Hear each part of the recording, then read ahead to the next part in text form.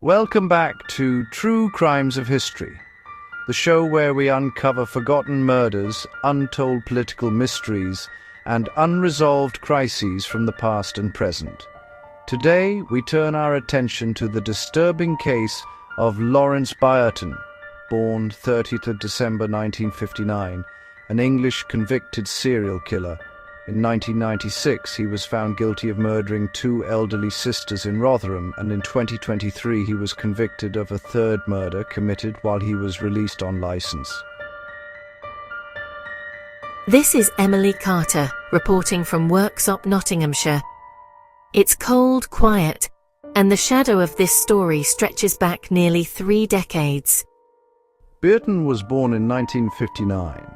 A small-time criminal from Rotherham who turned into one of Britain's most shocking repeat killers. In 1995, two elderly sisters, Aileen Doodle, 79, and Elsie Gregory, 73, discovered their gardener stealing from them.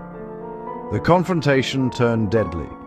Byerton and an accomplice attacked both women in their home, bludgeoned them, smothered them, then set fire to the house to cover the evidence.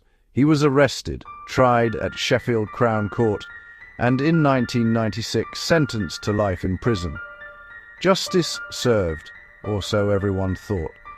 Decades later, Byerton convinced the parole board he'd changed. He was released on license, a conditional freedom meant for those rehabilitated. First in 2017, then again in 2020. But just a year later, that decision would prove fatal. November 9th, 2021, Ratenspur, Worksop. His neighbour, 73-year-old Pauline Quinn, was found dead in her flat. Police described the scene as horrific.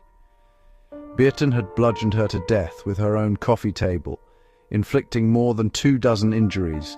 He'd been living next door, placed there by probation services. A killer, rehoused beside a vulnerable woman, a fatal oversight that no one caught in time.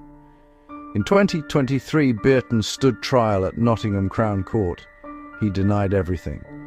But DNA, blood spatter and neighbour testimony sealed his fate. The judge called it a senseless act of evil and condemned the probation failure that allowed him out. Byerton received a whole life order, meaning he will die behind bars.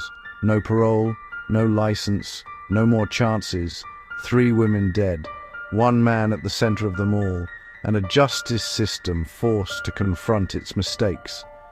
Sometimes it isn't just the killer who fails the victims. It's the system that opens the door and lets the darkness back in. Thank you for listening to today's episode of True Crimes of History. If this story moved you, please take a moment to like, comment, write your thoughts in the comments section and subscribe. It helps us bring more true stories of justice, tragedy, and the lives forever changed by violence.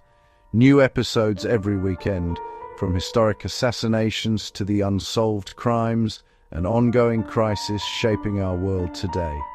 Until next time, stay aware, stay kind, and remember, every story we tell once had a beating heart behind it. And remember, even in the places built to heal, stay blessed.